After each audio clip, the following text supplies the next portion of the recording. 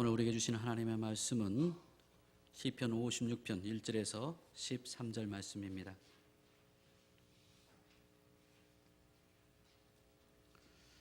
시편 56편 1절에서 13절 말씀입니다.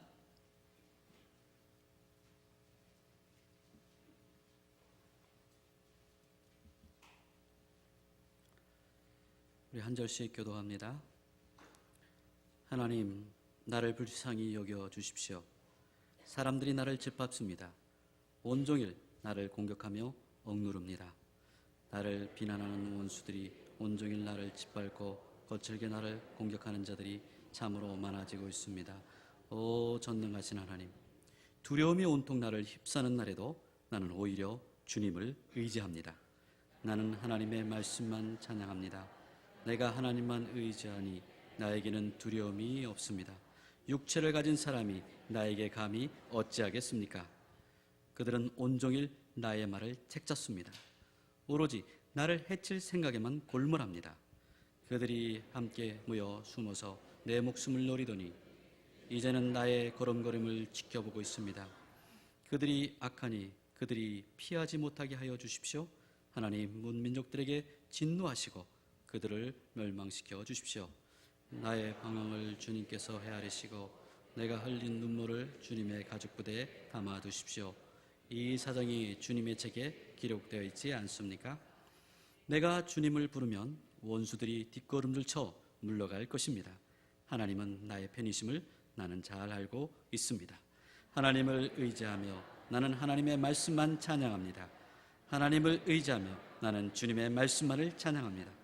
내가 하나님을 의지하니 내게 두려움이 없습니다. 사람이 나에게 감히 어찌하겠습니까? 하나님, 내가 주님께 소원한 그대로 주님께 감사의 제사를 드리겠습니다. 다 함께요. 주님께서 내 생명을 죽음에서 건져주시고 내가 생명의 빛을 받으면서 하나님 앞에서 거닐 수 있게 내 발을 지켜주셨기 때문입니다. 아멘.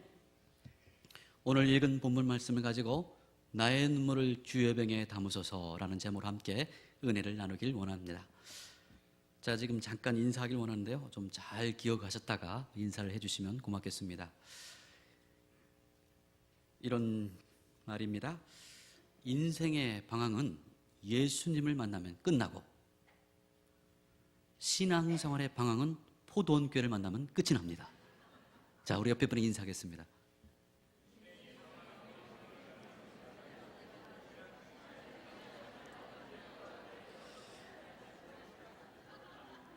역시 우리 포도원교회 성도들은 아주 똑똑한 것 같습니다.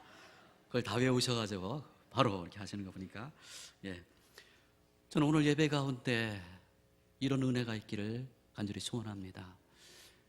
인생에 방황할 때 예수님 만나면요, 인생이 역전됩니다. 또한 이 신앙에 방황하는 가운데 우리 포도원교회 건강한 교회 아닙니까? 얼마나 건강한 교회입니까? 우리 포도원교회 만나면 그 방황이 끝나는 줄로 믿습니다. 오늘 이 자리에 참석하신 우리 사랑하는 성도 여러분, 하나님은 살아계십니다. 오늘도 살아서 역사하십니다. 그 하나님을 경험하는 예배 되기를 주의 이름으로 부탁드립니다. 오늘 시편 56편은요, 이 다윗이 쓴 시입니다. 표제를 보면 다윗이 지금 어떤 상황 가운데 있는지를 우리에게 잘 보여주고 있습니다. 표제에 이렇게 말하고 있죠. 요낫 엘렘 르우김에 맞추어 부르는 노래, 다윗의 믹담, 블레셋 사람이 가드에서 다윗을 붙잡았을 때 지은 시라고 이 표제에 기록되어 있습니다. 다윗의 믹담은 무슨 뜻이냐면요, 보통 여러 가지 해석이 있습니다만 교훈시라고 보시면 됩니다. 다윗의 교훈시고요. 또한 그 밑에 이렇게 말하고 있죠. 요낫 엘렘 르오김 이렇게 말합니다. 여러분 밑에 보면 그 주가 달려져 있잖아요. 멀리 떨어져 있는 먼 느티나무 위에 비둘기 한 마리. 어떤 이미지가 드세요? 이 비둘기 한 마리가 저 멀리 느티나무에 혼자 앉아 있어요. 비둘기는 순수함의 상징 아닙니까? 죄 없는 이 순수한 비둘기가 저 멀리 앉아 있는 모습, 마치 다윗이 조국에 있는 것이 아니라 이스라엘에 있는 것이 아니라 저 블레셋 땅에, 저 먼 이방 나라에 홀로 외로이 앉아있는 모습을 우리에게 보여줍니다. 다윗이 지금 어떤 상황인지를 짐작이 되시죠? 그보다 더 구체적으로 주는 말씀이 무엇입니까? 블레셋 사람이 가드에서 다윗을 붙잡았을 때 다윗이 지은 시라고 말하고 있습니다. 이 말씀이, 이 역사적 사실이 기록된 곳은 사무엘상 21장 10절에서 15절 말씀입니다. 여러분 잘 아시다시피 다윗은 이 사무엘을 통해서 기름을 부음받습니다. 그래서 하나님의 뜻을 이루는 자라고 그가 사무엘이 말해주지 않습니까? 하나님의 뜻을 이룰 자다, 하나님이 구하는 자, 하나님 마음에 합한 자, 이렇게 말합니다. 그 이후에 이 다윗이 블레셋과의 전쟁에 나가지 않습니까? 골리앗을 물리칩니다. 단방에 골리앗을 물리치지 않습니까? 그리고 돌아올 때 여인들이 뭐라고 말하죠? 사울이 죽인 자는 천천히요, 다윗이 죽인 자는 만만이다라고 말합니다. 이 말을 듣자마자 다윗은, 아니 사울은요, 내 왕위를 빼앗을 자라고 생각합니다. 그래서 그때부터 다윗을 죽이기로 결심하죠. 그래서 여러 번 창을 던지기도 했지만 하나님의 섭리로 살아납니다. 다윗의 친구이자 사울의 아들이던 요나단의 도움으로 그가 피난 생활을 시작하는데, 그 요나단을 통해서 그가 얻은 것은 무엇이죠? 사울 왕이 자기 길을 죽이기로 결심했다는 것입니다. 그래서 그의 도움을 받아서 피하는데요, 이 높당에 가서 제사장을 만나서 그곳에서 이 골리앗을 칼을 들고 어디로 갑니까? 오늘 이 표제에 써 있는 것처럼 블레셋 땅 아기스 왕에게 망명을 합니다. 이 사무엘상 21장에 보면 그 망명에서 그 상황에 대해서 그렇게 깊이 다루고 있지는 않습니다. 단지 그가 그 땅으로 갔을 때 그 아기스의 부하들이 뭐라고 말합니까? 똑같은 말을 합니다. 사울이 죽인 자는 수천 명이요, 다윗이 죽인 자는 수만 명이다. 이 말을 듣자마자 다윗이 두려움에 떨기 시작합니다. 그래서 대문을 끌적끌적거리기도 하고 미친 채 하면서 침을 질질 흘리다가 빠져나왔다라고 사무엘상 21장은 기록하고 있습니다. 그러나 오늘 이 시편 56편을 보면은요, 다윗이 이 아기스 왕에게 가서 붙잡혔을 때 그의 모습이 얼마나 힘들고 어려웠는지를 자세하게 말씀해 주고 있는 것을 보게 됩니다. 그 말씀이 1절, 2절 말씀이고 5절, 6절 말씀입니다. 제가 1절, 2절 말씀 읽어드리겠습니다. 하나님, 나를 불쌍히 여겨 주십시오. 사람들이 나를 짓밟습니다. 온종일 나를 공격하며 억누릅니다. 나를 비난하는 원수들이 온종일 나를 짓밟고 거칠게 나를 공격하는 자들이 참으로 많아지고 있습니다. 이렇게 고백합니다. 아기스 왕의 부하들이 다윗을 짓밟기 시작했다는 거예요. 한 번만이 아니라 온종일, 계속해서 온종일 억누른다고 말합니다. 짓밟을 뿐만 아니라 점점점 나를 공격하고, 더욱더 한 사람, 두 사람 늘어나기 시작하니 많은 사람들이 지금 다윗을 공격하고 있다라고 말하고 있는 것을 보게 됩니다. 거기서 그친 것이 아니죠. 5절, 6절 말씀 우리 다 함께 한번 읽어볼까요? 자, 시작. 그들은 온종일 나의 말을 책잡습니다. 오로지 나를 해칠 생각에만 골몰합니다. 그들이 함께 모여 숨어서 내 목숨을 노리더니 이제는 나의 걸음걸음을 지켜보고 있습니다. 이렇게 고백하고 있습니다. 나의 말을 책잡는다는 거예요. 이게 무슨 말입니까? 이 다윗의 말을요, 다른 의미로 오해대로 전달했다는 것입니다. NIV 영어 성경은 이 말을 뭐라고 표현하고 있냐면 They twist my words, 이렇게 말합니다. 내 말을 뒤틀었다, 트위스트했다는 거예요. 원래의 말 그대로 이해하면서 전달하지 않고 이것을 뒤틀어서 자기에게 유익하도록 해석하고 전달하는 것을 말합니다. 이것이 바로 다윗이 처한 상황입니다. 그래서 그가 뭐라고 말합니까? 오로지 나를 해칠 생각에만 골몰한다라고 말하죠. 무슨 말입니까? 우리가 이렇게 대화를 할 때, 또 직장에서나 어떤 일터에서, 교회에서 대화를 할 때 그 말을 이렇게 끝까지 들어보면 참 좋은 말인데, 그 말 가운데 한 말을 이렇게 딱 끄집어내는 거예요. 한 말을 딱 끄집어내서 그걸 뒤틀러 가지고 그 사람의 해를 주기 위해서, 그 사람의 곤란을 주기 위해서, 고통을 주기 위해서 그 말을 비틀어 가지고 그 말을 꼬리 잡는다고 그러죠. 꼬리 잡아서 이게 말하는 사람. 이게 바로 어떤 모습이에요? 다윗이 아기스 왕에 붙잡혔을 때 많은 사람들이 그렇게 하고 있다는 거예요. 얼마나 힘들겠어요. 옳은 말을 했는데 그 중에 이상하다고 생각하는 말을 딱 끄집어가지고 그 말을 가지고 늘어지는 거예요. 여러분 부부싸움 할 때 그렇게 많이 하시죠? 전체로는 안 그런데 그 한마디 딱 가지고 그걸 자꾸 비비 꼬아가지고 꼬리를 물고 자꾸 얘기하는 거예요. 그러지 말라는 거예요. 다윗이 그런 상황이라는 거예요. 얼마나 힘들고 어렵겠습니까?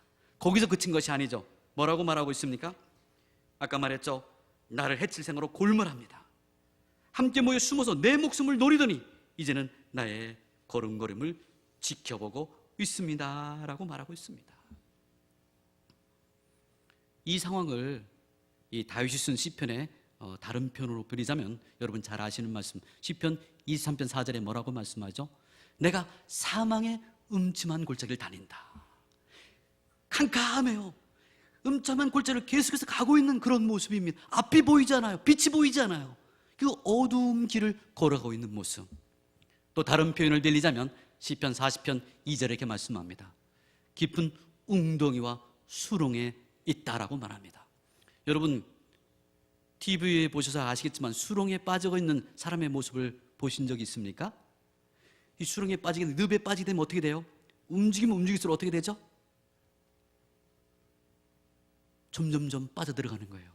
이 웅덩이라는 건 뭐죠? 사방이 다 막혀 있는 거예요. 근데 진흙탕으로 되어 있어요. 그래서 움직이면 내가 발버둥 치면 칠수록 뭐예요? 점점 더 깊이 빠져들어가서 죽을 수밖에 없는 그런 상황을 지금 다윗이 겪고 있다는 것입니다. 얼마나 어려운 상황인지를 우리가 짐작할 수 있을 것입니다. 이런 걸 우리 사자성어로 절체절명이라고 그러죠. 이 몸이 끊어져 나가고 목숨이 끊어져 나가는 그런 상황, 그런 위기 상황 가운데 누가 있다고요? 다윗이 있음을 오늘 시편에서 이렇게 말씀하고 있는 것을 보게 됩니다. 이러할 때 다윗은 이 위기를 어떻게 벗어납니까? 오늘 말씀을 볼 때 다윗은 이 믿음과 기도로 이 위기 상황을 벗어나는 것을 보게 됩니다. 오늘 말씀을 보시면요, 3절에도 말씀하고 있고 4절에도 말씀하고 있고 10절에도 말씀하고 있고 11절에도 말씀합니다. 처음에는 두려워합니다. 그렇잖아요. 그 위기 상황 가운데 두려워할 수밖에 없잖아요. 두려운데 하나님을 의지한다라고 말합니다. 근데 오늘 나눠드린 4절 말씀 한번 보기로 하겠습니다. 다 함께 읽을까요?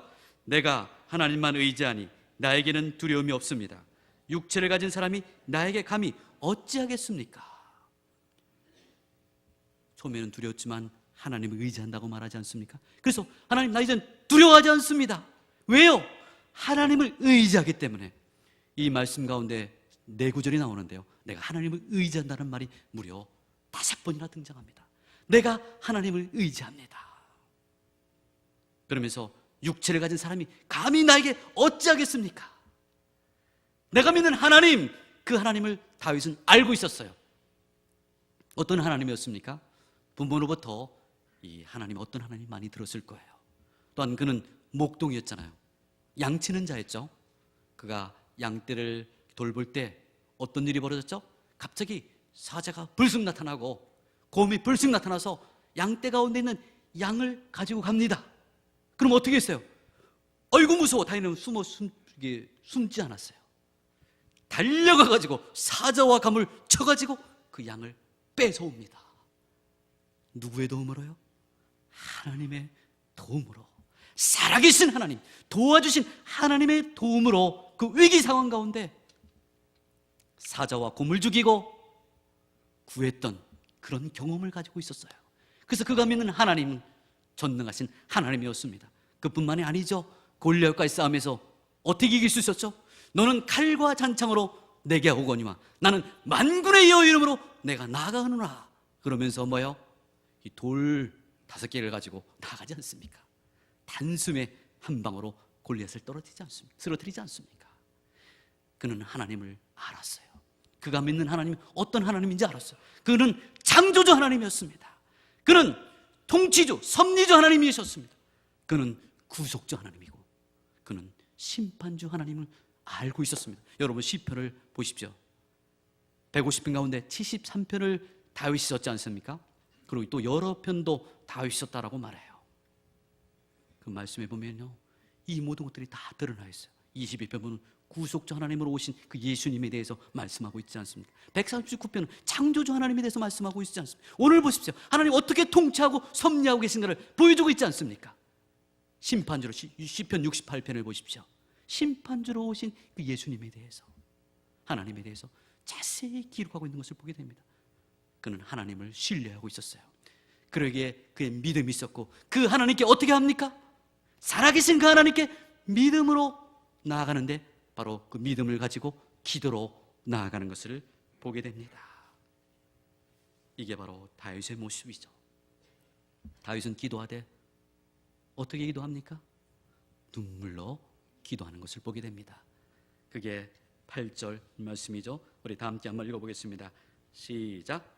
나의 방황을 주께서 헤아리시고 내가 흘린 눈물을 주님의 가죽 부대에 담아두십시오.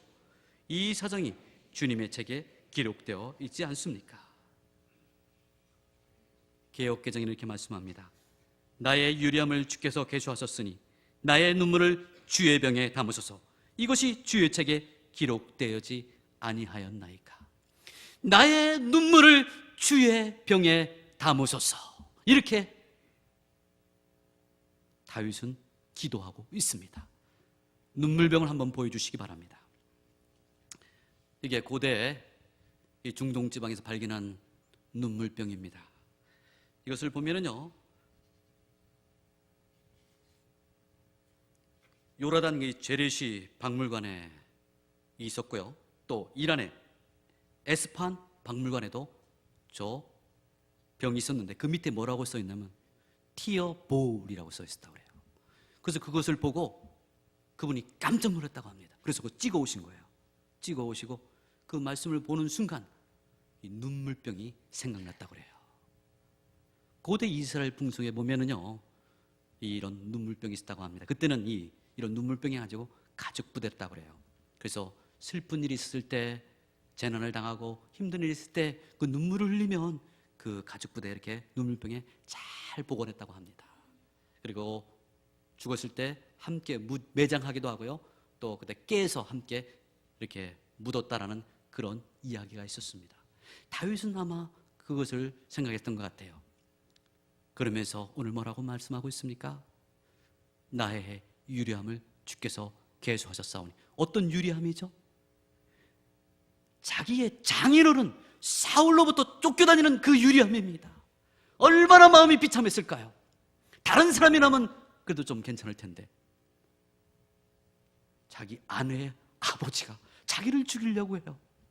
자기의 가장 가까운 사람이 자기를 죽이려고 해서 도망다닐 수밖에 없는 그런 상황, 또한 아기스 왕에게 망명했을 때 그 부하들보다 당하는 그 고통, 그 유리함을 누가 아신다고요? 주님이 아신다는 것입니다. 그러면서 나의 눈물을 주의 병에 담으소서. 내가 흐르는 눈물, 뚝뚝 흐르는 눈물을 누가 담아주신다는 거예요? 주님께서, 주님이 가주신 눈물병으로 담아주신다는 거예요. 그것이 주의 책에 기록되어 있지 않습니까? 그 모든 상황들이 다 기록하고 계신다는 거예요. 다윗은 이런 확신이 있었습니다. 눈물의 기도는 누가 담아주신다고요? 예수님이 담아주시고, 또한 그 모든 그 어려움, 고통, 그 슬픔을 다 기록해 놓으신다는 거예요. 누가요? 우리가 믿는 하나님이 우리의 모든 것을 다 알고 계시고 다 기록해 놓으신다라고 오늘 우리에게 말씀해 주고 있습니다. 이렇게 기도하면서 그는 기도 응답에 확신을 가집니다. 눈물로 기도하지 않습니까? 고난 가운데 눈물로 기도합니다. 기도 응답에 확신을 가지고 있는 말씀이 바로 9절, 13절 말씀입니다. 한번 보겠습니다. 9절 말씀 이렇게 말씀합니다. 내가 주님을 부르면 원수들이 뒷걸음늦춰 물러갈 것입니다. 하나님이 나의 편임을 잘 알고 있습니다. 울부짖으며 기도할 때 원수들이 떠나간다라고 말합니다. 13절의 말씀에 보면은요, 미래에 일어날 일이잖아요. 미래에 일어날 일인데 과거 완령으로 이 문장을 기록한 것을 보게 됩니다. 현재 미래에 일어날 일을 과거 완령으로 기록합니다. 왜냐하면 히브리 어법에 보면 확실한 일, 미래를 확실한 일을 이 과거로 기록하는 것이 있습니다. 그래서 앞으로 하나님께 어떻게 해줄 것을 믿고 그대로 이렇게 기록합니다. 그 말씀이 13절 말씀인데요, 제가 읽어드리도록 하겠습니다. 주님께서 내 생명을 죽음에서 건져주시고 내가 생명의 빛을 받으면서 하나님 앞에서 거닐 수 있게 내 발을 지켜주셨기 때문입니다. 지금 현재형입니까? 미래형입니까? 과거형입니까? 과거형이죠. 주셨기 때문입니다. 완전히 구원해 주셨다는 거예요. 이렇게 고백하고 있는 것입니다. 이게 뭡니까? 기도 응답에 확신이 있다는 거예요. 눈물의 기도는 반드시 응답된다는 것을 우리에게 말씀해 주고 있습니다. 그래서 시편, 그가 기록한 시편 6편 8절에 보면 이렇게 말씀합니다. 우리 다 함께 한번 읽어볼까요? 악한 일을 하는 자들아 모두 다 내게서 물러가거라. 주님께서 내 울부짖는 소리를 들어주셨다. 악한 일을 행하는 자라 다 떠나가라는 거예요. 사도가 아니죠. 이 다윗이 울부짖는 기도를 뭐라고요? 들어주셨다라고 말씀하고 있습니다. 여기서만 말씀하는 것이 아니라 55편 10절에 이렇게 말씀합니다. 저녁과 아침과 한낮에도 내가 탄식하면서 신음할 것이니 내가 울부짖는 소리를 주님께서 들으실 것이다. 이렇게 말씀합니다. 다윗은 확신을 가지고 있었어요. 울부짖는 기도는 주님이 들으신다고요? 안 들으신다고요? 들으신다라는 확신을 가지고 있었기에 그렇게 오늘 9절과 13절에 이렇게 말씀하고 있는 것입니다. 그렇습니다. 여러분, 다윗이 이렇게 기도함으로 말미암아서 마침내 풀려나죠. 그리고 이스라엘 왕이 되어서 하나님의 뜻을 이루어드리는데 귀하게 쓰임받는 위대한 왕이 됩니다. 그렇습니다. 눈물의 기도는 반드시 응답됩니다. 눈물의 기도는 그래서 뭐라고 말하냐면 이 보종수표라고 말합니다. 보종수표다. 만주 안기령 불굴교회 장로 이 함죽이라는 사람이 있었습니다. 그는 독실한 신앙이었습니다. 그는요 남의 소를 이렇게 길러주는 일을 하고 있었는데 그때 공산당들이 많아서 아무래도 좀 불안해서 이 소를 돌려주러 가고 있는 상황이었습니다. 근데 불행하게도 그때 공산당을 만납니다. 공산당이 보자마자 그를 간첩으로 몰아가지고 사형시키기로 결정합니다. 수십 명의 공산당들이 그를 데리고 산 밑으로 데려가서 사형식을 거행하려고 합니다. 그때 말합니다. 나는 죽었구나 이렇게 생각하고 나에게 단 10분만 기도하게 해주세요. 이렇게 소원을 빕니다. 그래서 그럼 그렇게 하라고. 그때 그리고 이 장로님이 눈물로 나라와 민족과 장래를 위해서 눈물로 기도하기 시작합니다. 일제의 조국에 빼앗겨 정든 고향을 버리고 자유와 살 길을 찾아 이영만리애와 천대를 받으며 사는 우리 동포가 어찌하여 빗줄이 같은 내 동포의 생명을 잔해하는가? 어째 이런 비참한 일을 당하게 되는가? 이렇게 눈물로 기도하자 그 공산들이 감동을 받기 시작합니다. 그들도 감동되어서 눈물이 주르르 흘리기 시작하면서 이 사람은 진실한 사람이라고 하고 말하면서 다 사라졌다고 그래요. 성령이 붙들며 간절히 기도해 보니까 30분이 지났는데 와보니까 아무도 없었다. 이런 내용이 있습니다. 여러분, 눈물의 기도는 어떻다고요? 반드시 응답된다는 것입니다. 여러분, 성경에 보면 그런 기록들이 많이 있지 않습니까? 히스기야 기도 여러분 아시죠? 히스기야가 중년에 중병에 걸려서 죽게 되었습니다. 이사야 선지를 통해서 너는 죽게 될 것이다. 짐을 싸라라고 말합니다. 그때 그는 눈물로 기도하기 시작합니다. 그래서 어떤 일이 벌어지죠? 눈물로 기도하자마자 즉시 이사야 선지를 통해서 살려주십니다. 몇 년을 살려주십니까? 15년을 연장시켜 주십니다. 이게 눈물의 기도는 응답되어집니다. 그러므로 말미암아서 그의 대가 끊일 수밖에 없었는데 그때 난 아들이 누구예요? 므낫세예요. 그래서 므낫세가 12살 때 왕위에 올라서 이 다윗의 계보가 이어져서 바로 예수가 태어나게 되는 것입니다. 눈물의 기도는 반드시 응답됩니다. 여러분, 한나의 눈물의 기도도 기억하시죠? 이 엘가나에게는 두 명의 아내가 있었죠. 한 명은 누구예요? 여러분 잘 아시는 한나. 또 한 명은 뭐예요? 거기서 보면 그의 적수, 그의 대적 분이나라고 말해요. 매년 실로에 가서 제사를 드리고 그 분깃을 가지고 와서 나눠주는데, 분인나이는 아들이 여럿이 있었어요. 그래서 한 몫씩 나눠줍니다. 근데 한나는 자식이 없었어요. 두 몫을 나눠줍니다. 근데 뭐가 문제였죠? 그의 적수라고 표현돼. 적수가 매일매일 괴롭히는 거예요. 얼마나 괴롭히는지 이 한나가 먹지도 않고 마지도 않고 울기만 해요. 이 남편이 아무리 위로해도 위로가 되지 않아요. 그때 한나가 하는 행동은 무엇입니까? 이 문제를 가지고 주님 앞에 나가서 눈물로 기도하기 시작합니다. 나는 마음이 슬픈 여자라고 말하면서 눈물로 기도하며 나갈 때 어떤 일이 벌어지죠? 그 엘리 제사를 통해서 응답해 주십니다. 그때부터 수심이 없이 나와서 밥을 잘 먹고 지냈는데, 하나님께서 여호와가 이 엘가나와 동침하는 것을 기억하사 그에게 뭘 주십니까? 이 불임증, 임신을 못하는, 하나님께 태를 닫았었는데 그때 하나님께서 응답해 주시고 태를 열어주셔서 자녀를 갖지 않습니까? 그 누구죠? 그게 바로 사무엘입니다. 그때 당시는 하나님의 음성을 듣는 사람이 거의 없었어요. 근데 그 흑암 가운데 별과 같이 귀하게 쓰임받는 사무엘을 낳아서 그 뒤에 또 누구죠? 아들도 딸 많이 주시는 것을 보게 됩니다. 귀한 사무엘을 낳는 것을 보게 됩니다. 바로 그렇습니다. 바로 눈물의 기도입니다.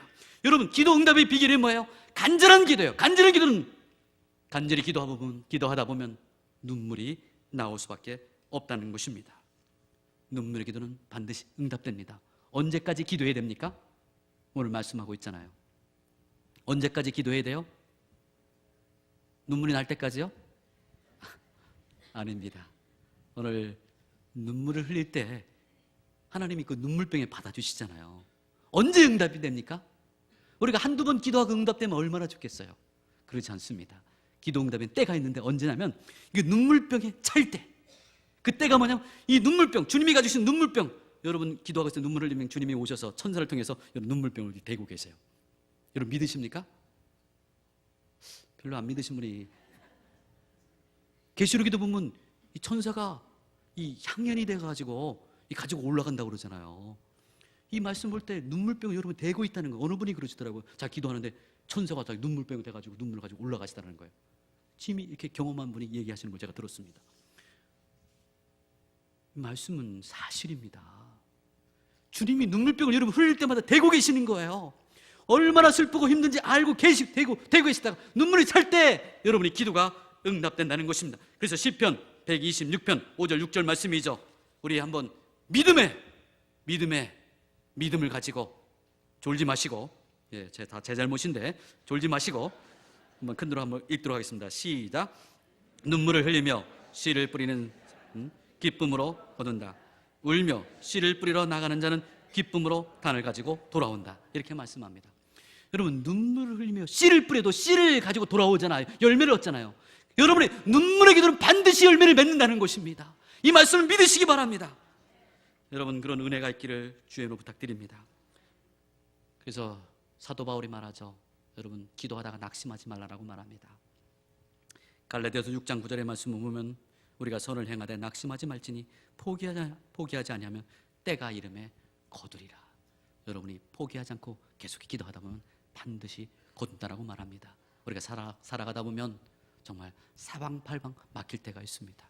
그게 건강의 문제일 수도 있고요, 자녀의 문제일 수도 있고, 신문과 물질과 관계 여러 문제가 있을 수 있습니다. 아무리 봐도 사방이 꽉꽉꽉 막혀 있는 거예요. 그때 어떻게 해야 돼요? 사방이 막혀 있다 할지라도 우리에게는 소망이 있지 않습니까? 누가 있습니까? 고개를 들어 저 하늘을 바라보라고 말씀합니다.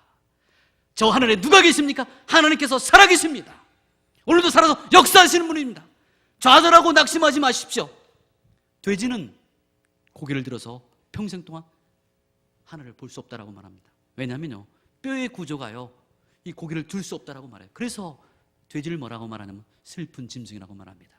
평생 동안 땅만 쳐다보다가 죽어가는 슬픈 짐승이 바로 돼지예요. 우리는 돼지가 아니에요. 우리는 하나님의 자녀입니다. 땅에서 이제 바라봐서 위를 바라봐야 돼요. 왜냐하면 하나님은 살아계시기 때문에. 고린도서 3장에 보면요, 위의 것을 찾으라고 말합니다. 왜냐하면 예수님 재림하실 때 우리가 만약에 죽어서 정죄가 있다면 그분과 함께 재림 중에 올 사람이 바로 우리라고 기록되어 있어요. 살았을 때 주님이 오시면 어떻게 됩니까? 우리는 들려 올라가서 공중에서 주님을 맞이는 그런 은혜를 주십니다. 여러분, 우리의 신분은 얼마나 놀라운 신분인지 몰라요. 하나님의 자녀입니다. 위의 것을 찾아야 됩니다. 자꾸 땅만 바라보지 마시고 옆만 바라보지 마시고 누구가 좀 도와주지 않나 사람 바라보지 마시고 정말 힘들고 어려울 때 하나님을 바라보면서 주님 앞에 나와서 눈물로 기도하시기 바랍니다. 특별히 이 자식의 문제가 얼마나 힘듭니까? 이 목사라도 자식은 내 마음대로 다 되는 것 같지 않아요. 물론 우리 아들이 뭐 똑똑하고 그러지만은 제가 보면은요 너무나 그 악한 모습들이 많아요. 가르치지 않았는데 거짓말도 잘하고 가르치지 않았는데도 이 나쁜 짓을 합니다. 그래서 주님 뭐라고 말씀하셨어요? 누가복음 22장 23절에 이렇게 말씀합니다. 예루살렘의 딸들아, 나를 두고 울지 말고 너희와 너희의 자녀를 두고 울어라. 이때 상황이요, 예수님이 십자가 지고 가는 상황입니다. 십자가 지고 가시는데 그 예수님을 따라서 많은 여인들이 따라갑니다. 그 십자가 지고 채찍에 맞아 피 흘리고 가는 모습 보고 얼마나 슬펐겠어요. 그 모습을 보고 울고 있었어요, 여인들이. 그러자 예수님 하신 말씀이에요. 나를 위해 울지 말고 너희와 너희 자녀를 위해서 울으라는 거예요. 여러분, 이 시대를 보십시오. 가면 갈수록 시대가 점점점 악해집니다. 우리 자녀들이 살기가 얼마나 힘들어지는지 몰라요. 그래서 우리가 할 것은 무엇입니까? 그들을 위해서 울어야 해요. 우리 자녀들을 위해서 울어야 됩니다. 여러분, 이 어거스틴의 어머니 모니카 얘기를 여러분 아시잖아요. 이 어거스틴이 허랑방탕하기 시작합니다. 장례집을 드나들면서 허랑방탕할 때 이 어거스틴의 어머니 모니카는 그 아들을 붙잡지 않아요. 아들을 붙잡지 않고 하나님께 나가서 눈물로 기도하기 시작합니다. 얼마큼 눈물을 흘렸는지 아십니까? 1년도 아니고 2년도 아니고 3년도 아닙니다. 무려 10년이나 눈물로 기도합니다. 근데 10년이나 돼서 눈물로 기도했는데 보니까 점점점 더 삐뚤어져 나가는 거예요. 너무나 좌절되고 낙심돼가지고 그 교구 감독이었던 암브로시우스를 찾아가서 눈물로 호소합니다. 감독님, 제 아들 어거스틴이 하나님께서 영원히 버리셨나 봅니다. 제가 아무리 애타게 오래 기도해도 하나님은 저의 기도를 들어주시 않나 봅니다. 제가 아들이 하나님 앞에 돌아오도록 하기 위해서 10년을 눈물로 기도했는데 아들에게는 아무런 변화가 없고 오히려 더한 것 같으니 어쩌면 좋겠습니까? 이렇게 눈물로 호소합니다. 그때 이 암브로시우스 감독은 이렇게 말합니다. 자매님, 너무 염려하지 마세요. 눈물로 기도하는 어머니가 있는 아들은 결탄코 망하지 않을 것입니다. 낙심치 말고 계속 기도하세요. 이 말에 힘을 얻어가지고 그러니까 기도할 때 어떤 일이 벌어졌죠? 그러니까 마침내 회심하고 돌아와서 그러니까 회심한 지 한 6년 지나서 쓴 책이 뭡니까? 여러분 잘 아시는 어거스틴의 참회록입니다. 이 책이요 얼마나 많은 사람들이 영향을 미쳤는지 몰라요.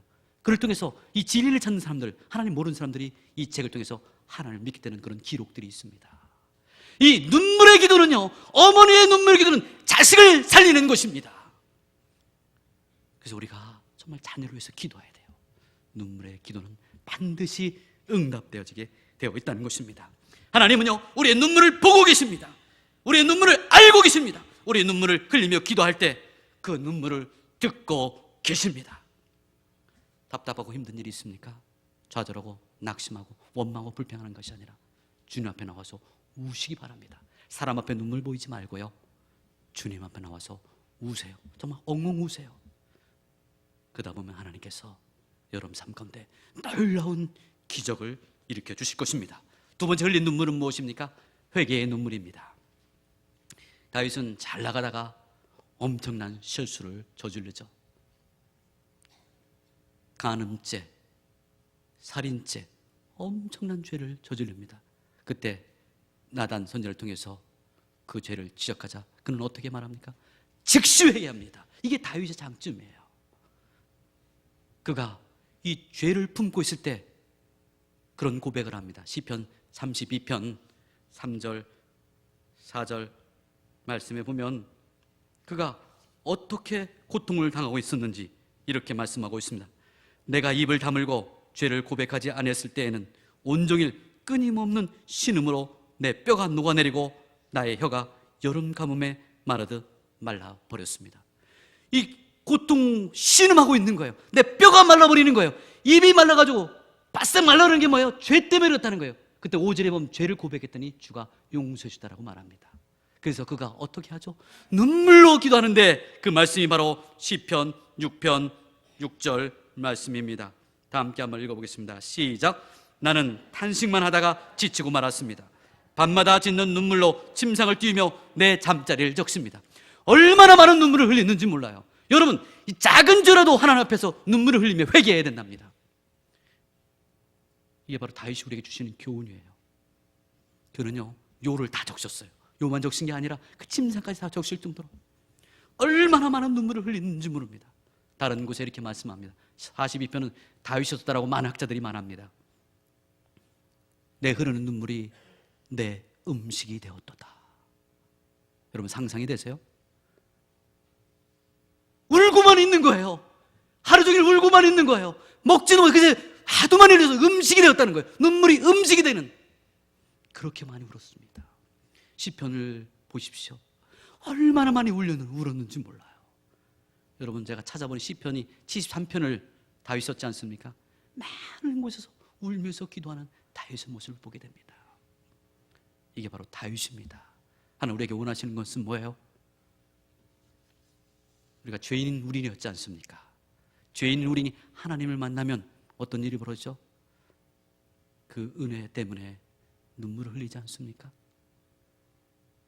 나의 죄를 대속해 주신 그 은혜 때문에 눈물이 나는 것이 당연한 것이 아닙니까? 눈물을 흘리다 보면 깨끗이 어떻게 씻어지는 그런 경험을 합니다. 내 영혼이 세정자와 같이 눈물을 흘릴 때 어떤 일이 벌어지는 거예요? 오늘 말씀하고 있죠. 여러분 어떤 불안이 있습니까? 초조화 있습니까? 두려움이 있습니까?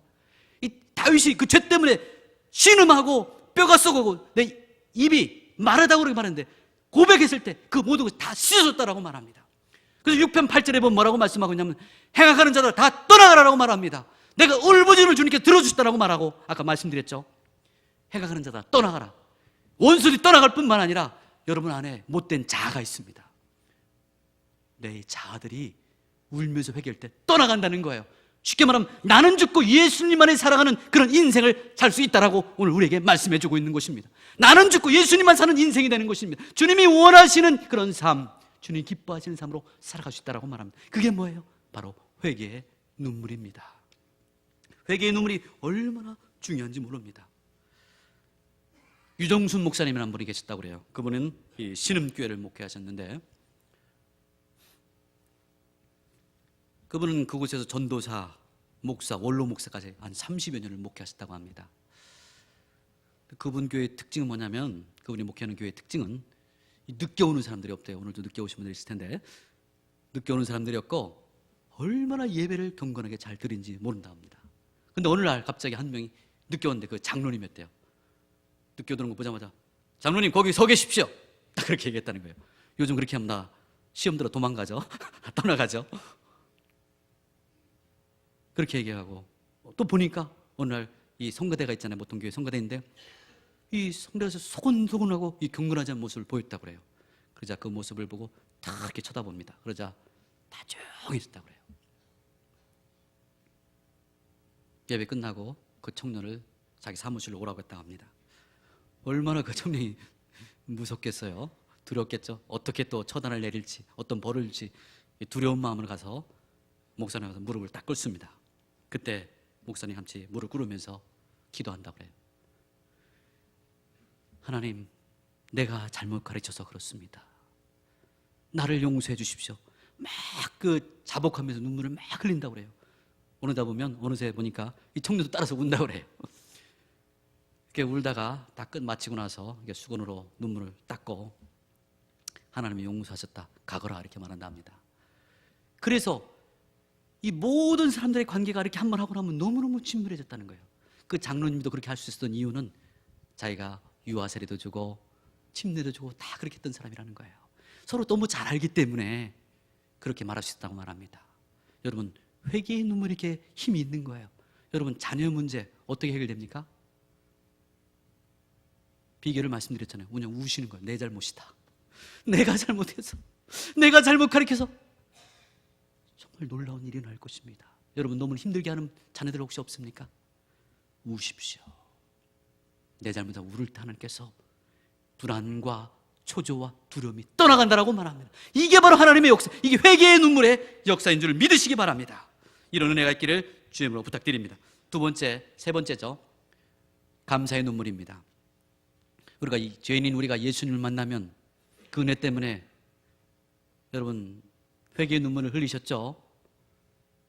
회개의 눈물을 흘리고 나서 또 은혜 때문에 흘리는 눈물이 뭡니까? 은혜 때문에 감사하고 또 감사의 극치가 뭡니까? 눈물을 흘리는 것입니다. 이게 바로 우리 성도의 모습이 될 줄로 믿습니다.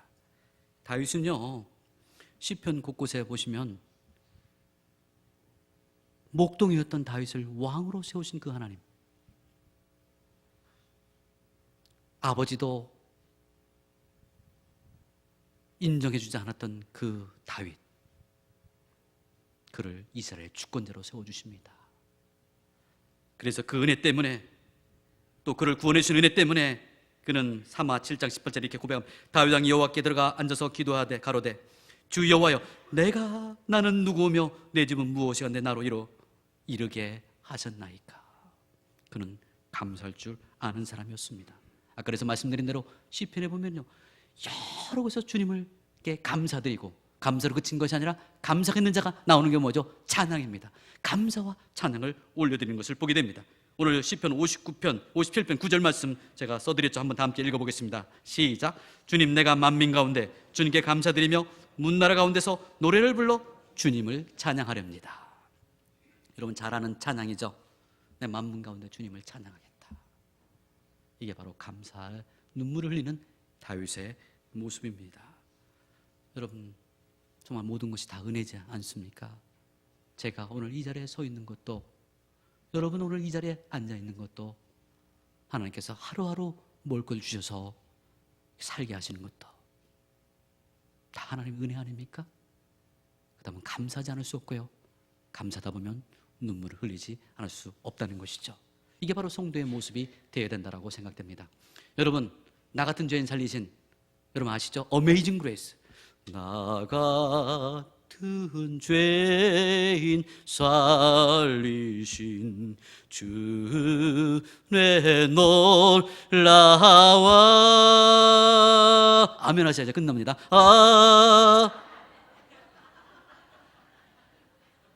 여러분, 이 찬양할 때마다 어떤 생각이 드세요? 저도 이 찬양하면서 얼마나 많이 울었는지 모릅니다. 전 세계 그리스도인이 가장 많이 부르고 좋아하는 노래가 바로 이 찬양인 것 같아요. 여기 계신 우리 어머니 아버님들 다 좋아하시죠? 저희 장모님도 이 찬양 너무너무 좋아하셨어요. 이 찬양을 지은 사람이 누구예요? 존 뉴턴 아닙니까? 이분은 누구였어요? 노예 상인이었습니다. 노예 상인. 근데 그 노예를 갖다 파는 것이 얼마나 양심 있는 사람이면 찔렸겠어요. 그 죄책감 때문에 술을 마시기 시작합니다. 술을 마시다 보니까 알코올 중독자가 되었어요. 그런 삶을 살아갑니다. 근데 어머니가 눈물로 기도합니다. 어느 날 이 뉴턴이요, 교회를 가서 하나님 말씀 듣고 고꾸라지기 시작합니다. 그러면서 회개를 하기 시작합니다. 자기의 죄를 철저히 회복하고 회개하고 그는 그 일을 청산합니다. 200명의 부활을 가지고 누릴 정도로 어마어마하게 큰 사업을 하고 있던 사람이에요. 그걸 완전히 청산하고 그는 목사가 됩니다. 그리고 이 곡을 쓰는 것처럼 이런 작사하는 그런 삶을 헌신합니다. 근데 그의 특징은 무엇입니까? 자기를 구원해 준 이 노예를 파는 얼마나 큰 죄를 저질렀어요. 그 노예를 파는 그 자기를 구원해 주신 그 은혜에 감사해서, 그것도 감사한데 그뿐만 아니라 하나님의 도구로 쓰임받는 감사해서 그는 매일매일 감사의 눈물을 흘리고 살았다고 그래요. 그래서 그는요, 목사의 가운을 입지 않고 평생 뭐라고 했다고요? 노예로 이 노예의 옷을 입고 그는 살았다는 그런 기록이 있었습니다. 우리에게 필요한 것이 무엇입니까? 하나님의 은혜를 체험하셨습니까? 하나님의 구원을 받으셨습니까? 회개의 눈물을 흘려야 되고요, 또한 그 은혜 때문에 감사의 눈물을 흘려야 된다는 것입니다. 그 다음 뭡니까? 마지막으로 사랑의 눈물을 흘려야 됩니다. 그동안은 우리 가족들을 위해서 우리가 눈물을 흘렸다면 이제는 남을 위해서 흘리는 눈물이 무엇입니까? 바로 사랑의 눈물입니다. 우리 이웃 가운데 고통당하는 분들이 얼마나 많은지 몰라요. 우리 주위에 또 전 세계 곳곳에서 예수 믿는 것 때문에 핍박당하고 죽음을 당하는 사람이 얼마나 많은지 모릅니다. 여러분, 예수님께서 히브리서 5장 7절에 보면 그가 육체로 계실 때 심한 통곡과 눈물의 기도를 들으셨습니다. 왜 그러셨을까요? 많은 곳에서 눈물을 흘리십니다. 왜 그랬을까요? 우리 불쌍한 영혼들 때문에 그렇습니다. 나사로의 죽음 앞에서 눈물을 흘리시기도 하고 민망히 여기시면서 많은 눈물을 흘리십니다. 우리 영혼이 너무나 불쌍해서 그래서 그가 친히 우리를 위해서 죽으신 거예요. 그뿐만 아니죠. 예레미야를 보셨어요? 눈물의 선지자라고 말하고 있지 않습니까? 그는 이렇게 말합니다. 살해된 나의 백성, 나의 딸을 생각하면서 내가 낮이나 밤이나 울 수 있도록 누가 나의 머리를 물로 채워주고 나의 두 눈을 눈물샘이 되게 하여 주면 좋으련만. 죄악 때문에 죽어가는 그 이스라엘 백성들을 보면서 그는 눈물을 흘리지 않을 수 없었어요. 그 전쟁 가운데 많은 이스라엘 백성들이 죽지 않습니까? 어린아이서도 어린이니까 다 죽임을 당합니다. 피 흘리는 그 모습을 보았을 때 그는 눈물을 흘리지 않을 수 없었어요. 지금 우리가 처한 상황은 어떻습니까? 그때와 다릅니까? 지금도 세계 많은 사람들이 죽어가고 있습니다. 한번 사진 한번 보여주시죠. 여러분, 이슬람 극단 테러주의 아시죠? 이슬람 국가 IS. 그 IS 테러를 당하고 죽기 전에 눈물을 흘리면서 저 3살 된 아이가 무슨 말을 하냐면요, 내가 하나님한테 가서 잃을 거야 하고 말하면서 죽어가고 있는 모습입니다. 다음은요, 이라크 시리아에서 지금 IS들이 지금 얼마나 많은 사람을 죽이는지 모르는데 저 보십시오. 저게 핏빛으로 변했지 않습니까? 무려 1000명이 넘는 크리스찬들이 예수님을 부인하지 않음으로 말미암아서 죽여서 저 강에 던져져 가지고 저렇게 강물이 핏빛이 되었다고 합니다. 얼마나 끔찍한지 몰라요. 지금 일어나는 상황입니다. 옛날에 일어나는 것이 아니라 지금 이 시대에, 지금 바로 저 지역에서 일어나고 있는 상황입니다. 다음 사진 보시죠. 저기 많은 어린이들이 있는데요, 정말 살려달라고 저들이 기도한 것이 아니에요. 선교 삶을 구해달라고, 가족을 구해달라고. 저기 있는 많은 어린이들이 예수님을 부인하지 않아서 그들에게 참수형을 당했다는 그런 소식이 있습니다. 참수형을 당해서 다 죽었다고 그래요. 다음 사진 보시겠습니까? 예, 저렇게 비참하게 예수님을 부인하지 않아서 죽었습니다. 네, 여러분, 이제 우리가 해야 될 일은 무엇일까요? 사도 바울을 보면요, 사도 바울은 겸손과 눈물로 주를 섬기는 것을 보게 됩니다. 그는 눈물을 흘리지 않고 그는 섬기지 않았어요. 에베소에서 보면 눈물로 훈계했다라고 말합니다. 눈물로 섬겼어요. 바로 이게 우리가 해야 될 일입니다. 이제는 우리가 저 죽어가는 영혼들을 위해서, 여러분, 북한의 실상들을 알고 계십니까? 탈북자들이 얼마나 고통 가운데 있는지 알고 계십니까? 한번 인터넷 검색해 보세요. 잡혀갔다가 탈북했다가 들어가서 당하는 고난을 한번 보십시오. 많이 나와 있어요. 그 모습을 보면서 우리가 눈물을 흘리지 않을 수 없습니다. 저런 모습을 보면서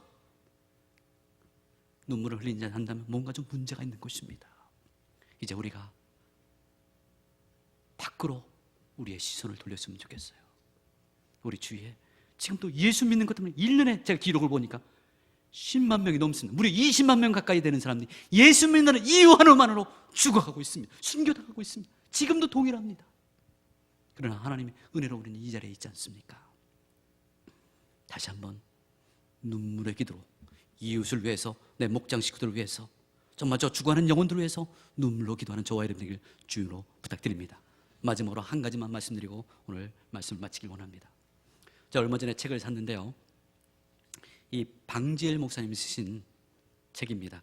그분이 백세, 그분이 고인 되셨죠. 백세 책을 쓰셨는데 그 제목이 오늘 말씀 제목입니다. 나의 눈물을 주의 병에 담으소서라는 제목입니다. 그분이 그 말씀을 읽다가 오늘 이 말씀을 딱 접하게 되고 이 8절 말씀에 딱 그 시선이 멈춰지게 되고 이 눈물병을 계속 외쳤다고 그래요. 그러면서 이 사도행전 13장 말씀이 있잖아요. 내가 이세 아들 다윗을 만나니 하나님의 마음에 합한 사람이라 오버라되면서 정말 하나님의 마음에 합한 사람이 과연 어떤 모습일까? 이 모습이 아닌가라고 그는 생각이 시작했다고 합니다. 그때부터 그는 그렇게 기도했다고 합니다. 하나님, 눈물의 사람이 되게 하여 주시옵소서. 눈물의 사람이 되게 하여 주시옵소서. 그때부터 이렇게 기도해서 하나님께서 응답해 주셨다고 그래요. 그가 지난번에 들었었잖아요. 만주에서 선교사 활동을 할 때 얼마나 많은 사람을 눈물로 구원했는지 모릅니다. 거기서 쫓겨나서 이 조국에 왔을 때도, 목회했을 때도 얼마나 많은 사람들을 눈물로 구원하고 제자 삼았는지 모릅니다. 그에게 하나님께서 은혜를 주셔서 눈물의 사람이 되게 해주셨습니다. 그래서요, 그가 몇 세까지 사셨어요? 무려 104세까지. 죽으시기 이틀 전까지 그는 업무를 다 감당하시다가 끝까지 감당하시다가 이틀 만에 병원에 가서 숨을 거두셨다는 그런 내용 들으셨지 않습니까? 육체의 건강을 주셨어요. 그분이 말합니다. 울으니까요, 어떤 일이 벌어지냐면 이 심장이 박동한다는 거예요. 여러분, 심장이 박동하다 보니까 그게 바로 건강의 비결이 된다는 거예요. 여러분, 믿으십니까? 하나님 은혜를 주셔서 100살이 넘는 동안 그는 그 사역을 쉬지 않고 감당하여서 하나님께 정말 귀하게 쓰임받는 그런 분이 되었습니다. 저도 얼마 전 기도하는데 9월 4일입니다. 잊어지지 않습니다. 제 평생에 그런 적은 처음입니다. 새벽에 기도하는 하나님께서 말씀을 주십니다. 어떤 말씀을 주시느냐? 저는 한 번도 이렇게 말씀을 주님께서 읽어주시는 걸 경험한 적이 없는데 처음입니다. 하나님께서 말씀을, 제가 암송하는 것이 아니에요. 암송하는 것이 아닌데 하나님께서 말씀을 읽어주시는데 내가 이세 아들 다윗을 만나니 하나님 마음에 합한 사람을, 이 말씀을 읽어주시는 거예요. 저는 이 말씀을 받는 순간부터 하나님 알겠습니다. 하나님이 원하시는 것이 하나님 마음에 합한 삶을 살기를 원하시는군요. 제가 처음에 예수 믿고 이 기도를 굉장히 많이 했거든요. 하나님 마음에 합한 사람이 되게 하여 주시옵소서. 그래서 그때부터 제가 말씀을 보기 시작했습니다. 특별히 시편 말씀을 보고 싶더라고요. 다윗 쓰는 시편을 계속 보면서 저도 이 말씀에 눈이 멈춰졌습니다. 그렇구나. 다윗이 하나님 마음에 합한 사람 비결이 바로 이 눈물에 있었구나. 저도 그때부터 기도하기 시작했는데 제가 마침 이렇게 인터넷 검색하다 보니까 이 방지일 목사님도 동일하게 이 내용으로 그 책을 쓰셨더라고요. 하나님의 합한 사람의 모습이 어떤 모습일까요? 여러 가지 있을 수 있겠지만 눈물로 기도하는 삶, 우리 자녀를 위해서, 나를 위해서도 뿐만 아니라 정말 우리 이웃을 위해서, 우리 이 땅에 추구하는 영혼들을 위해서 눈물로 기도하는 저와 여러분 되길 주님으로 축원합니다.